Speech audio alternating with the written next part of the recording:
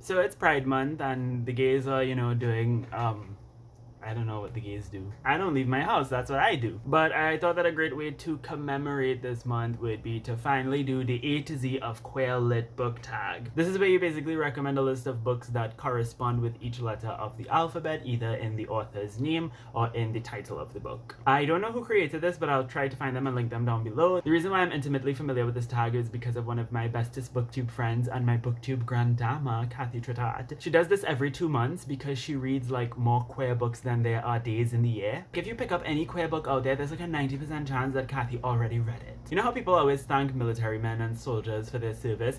Fuck that shit. We should be thanking Kathy for her service. Recommending all these obscure gay books that I would not have heard about had it not been for her. So thank you to Kathy. We thank you for your service. You're the real hero of this nation.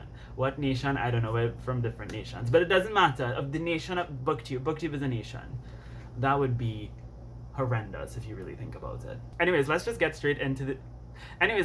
gay into the list. A is For All Boys Aren't Blue by George M. Johnson. This is a memoir of the author's life growing up as a young kid, having to deal with the demands of Black American boyhood and balancing queerness at the same time. And it was a really, really wonderful reflection on their life. I can see why so many people enjoyed it. It was a really impactful read. B is For Brother by David Chariandy. This one takes place in Toronto and it follows two Trinidadian Canadian brothers 10 years apart. So we're following them in two different timelines. And in the later timeline, one of the brothers is absent. He basically left the family for reasons that we're kind of trying to figure out as the reader. As we continue to move through the story, we realize that part of the reason why he might not be there is because of the fact that he's queer. And it's just a profoundly sorrowful but unforgettable read. It's very short and easy to breeze through, and I just highly recommend that everybody put down what you're reading and read this book. C is For CEREUS Blooms at Night by Shani Mootoo, who you will be seeing a lot of on this list. This is a book that takes place on a fictional Caribbean island that is inspired by Trinidad, and we're following a woman named Mala, and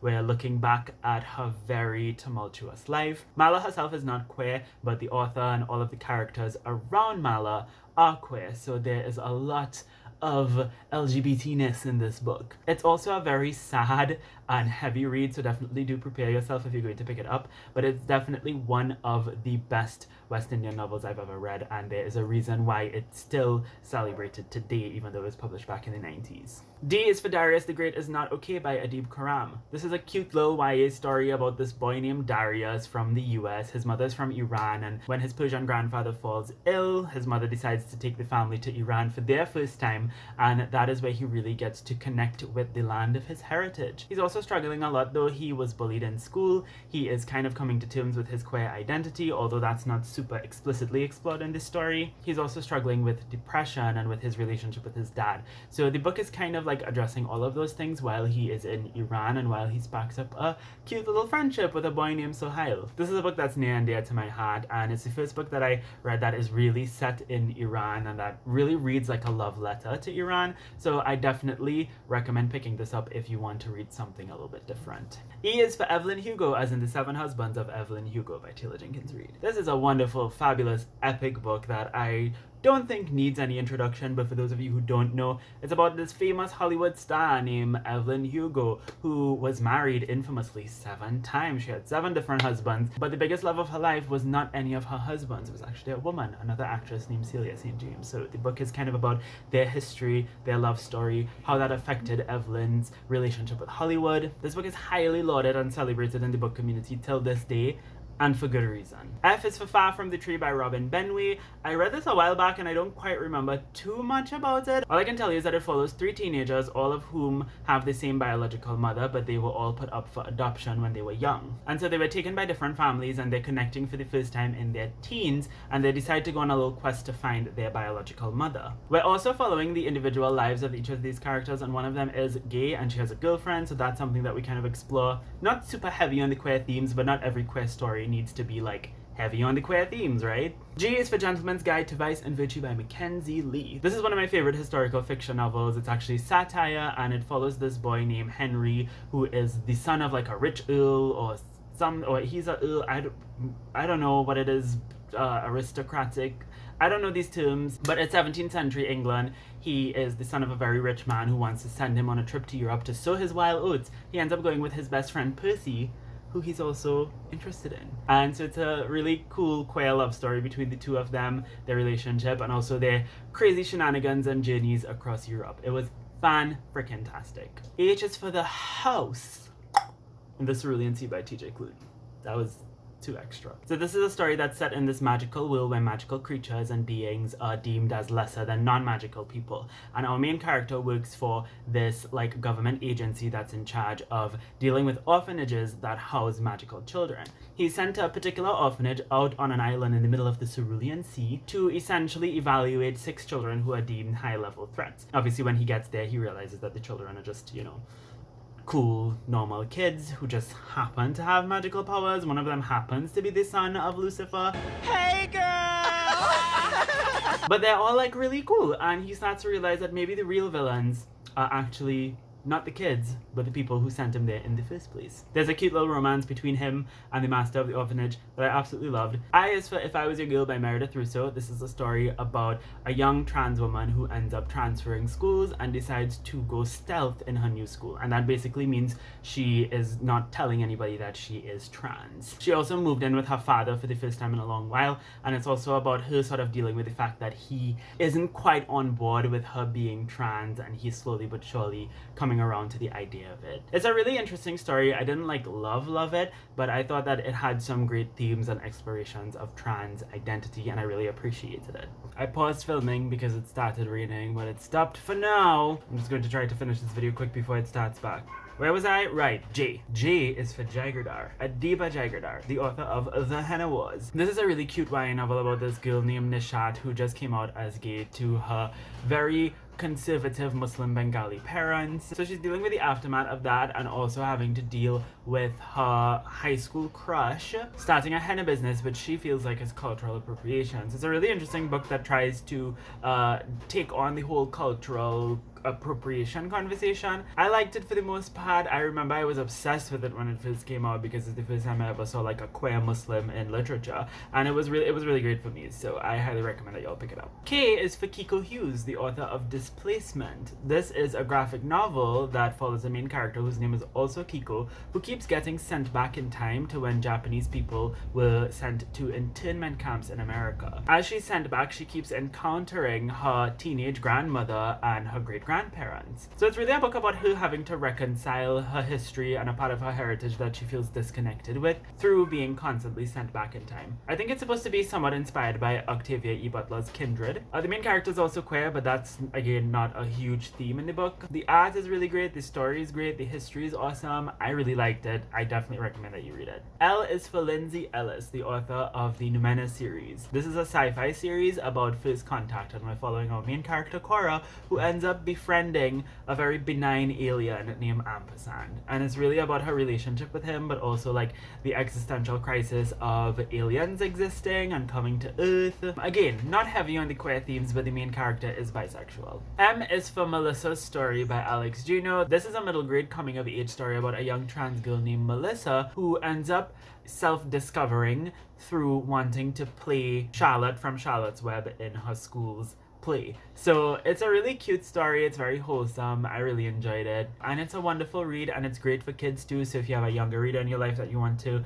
introduce a trans story to, I think this might be the perfect choice. N is for Nicole Dennis-Benn, the author of Here Comes the Sun. This is a novel that takes place in 1990s Jamaica, and it's following 4 women, all of whom live in a community that is being gentrified for the construction of a new hotel resort. 2 of the women that we're following are queer and in a relationship with each other, and that obviously affects how they navigate their world in this story. And it's just another really heavy and heartbreaking read, but so freaking good. Nicole Dennis-Benn is a masterful storyteller, and I absolutely love this book. O is for Out on Main Street by Shani Mootoo. This is a collection of short stories that follow mostly Indo-Trinidadian women, most of whom are queer, and the stories basically explore queerness and queer identity as it intersects with Indo-Caribbean culture and heritage in both Trinidad and the Canadian diaspora. And I didn't love it. It's definitely not my favorite Shani Mootoo book, but it's a really good introduction to her writing. P is for Polar Vortex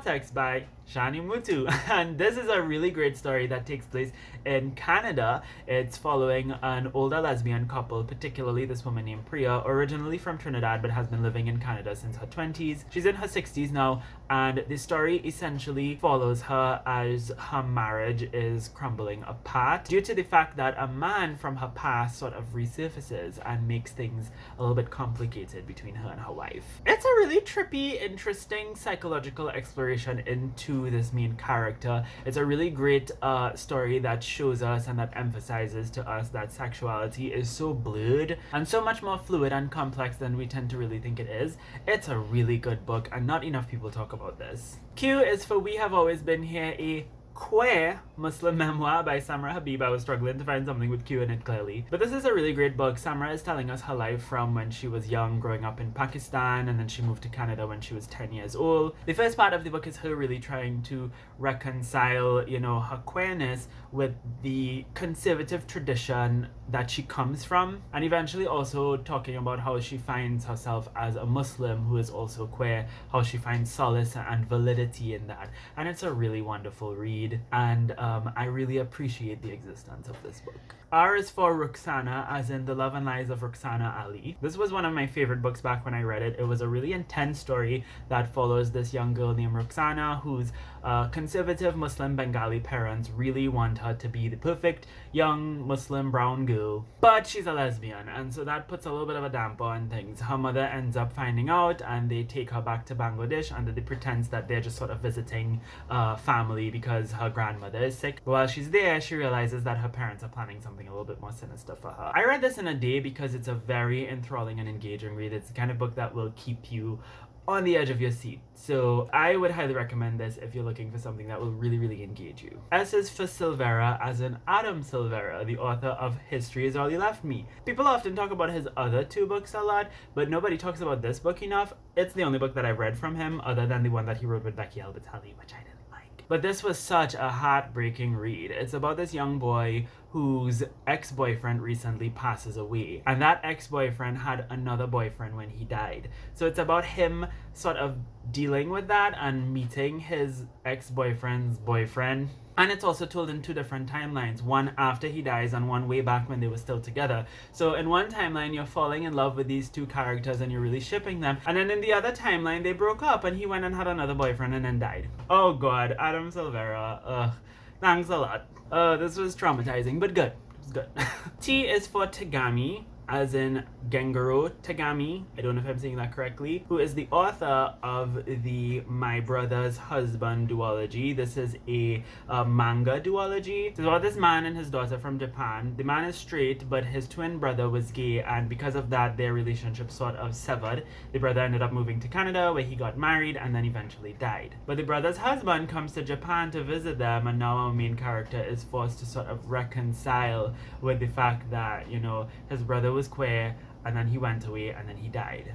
It sounds sad, but it's mostly a really happy, jolly story because it's not really so much about the dead brother, but it's more so about the relationship that's formed between these two brothers-in-law, as well as the relationship that the young girl forms with her new uncle. And it's such a cute, heartwarming read, and it's definitely one that I would say that you should save for after you read History Is All You Left Me. U is for the Universe, as in Aristotle and Dante Discover the Universe by Benjamin Alire-Sands. This is one of my favorite young adult novels. It is a very formative book for me. It's about these two boys, Ari and Dante. Primarily we're following Ari, and we're following him as he is not quite happy with his life for some reason. He's gay. He ends up making friends with this boy named Dante, and they share a really close connection, but Ari can't make sense of why he's so fond of Dante because he's gay. And so it's a story about these two characters, their relationship with each other, coming to terms with queer identity as a young man of Mexican descent in America in the 1980s. It's a wonderful read. There's a reason why it's so beloved. It's so beautiful, poetically written, great story, wonderful characters. I want to see them together forever. There's a sequel, and I do plan on reading it soon. I have it on my shelves, but I haven't read it yet. I don't think I'm ready. V is for Valmiki's Daughter by Shani Mootoo. This is a story about this man named Valmiki and his daughter Vivica, both of whom are queer and closeted. The story is essentially following them as they're both dealing with their queer identities. Valmiki, obviously being an older Indian man who is also a very prominent doctor, is very, very precise about hiding his queerness, not letting anybody know. It's all about, you know, conceal, don't feel, Elsa tease. Whereas Viveka is becoming a little bit more frustrated with her life. She is tired of having to conceal who she is, and so it's the story about these two characters dealing with their identities in very different ways. And I absolutely enjoyed this book and this story. It was my first Shani Mootoo, and it's definitely a little bit more dense than most of her other books, so I wouldn't personally recommend starting with this, but I was just enthralled from the very beginning. There's something about the way that Mootoo writes, oh gosh, and then her representation, a very nuanced representation and exploration rather of queer Indo-Caribbean identity is so good, so real, so authentic and organic as well, and not forced, not performative. I really enjoy the way that she writes her queer characters. W is for worthy, as in noteworthy, by Riley Redgate. This is a really cute young adult novel that follows this bisexual girl who wants to be an a cappella singer, but the a cappella girl group at her boarding school doesn't want to take her because her voice is too low. So she ends up disguising herself as a boy, Mulan style, and she joins the male a cappella group. So it's about her basically lying to these boys and tricking them into thinking that she's a guy so that she can participate in their group. And it's bizarre, but it's wonderful. I really enjoyed the way that this story explored gender identity and sexuality. I thought that was done really well. And there were also some other really great themes as well, like the main character's parents are working class immigrants from China, and she's attending her school on scholarship, and her parents might not be able to like fund her lodging anymore, so there's a lot of like discussion about like economic issues as well, which is something at the time when I was reading this book I hadn't seen a lot of in many YA novels, so I really appreciated this book for that reason as well. X is for Felix. Ever After by Case and Calendar. X was another letter that was really difficult to find. This is a story about Felix, who's trans, and he's not quite figured out his identity as yet. The main conflict of the story centers around the fact that someone basically dead names him in school, and they end up posting like pictures of him pre-transition. So it ended up having a little bit of a whodunit element to it, which made it a little bit more engaging and interesting. And I really liked it. There's a reason why this book was super popular back when it first came out. Y is for gay. Yeah. As in Roxane Gay.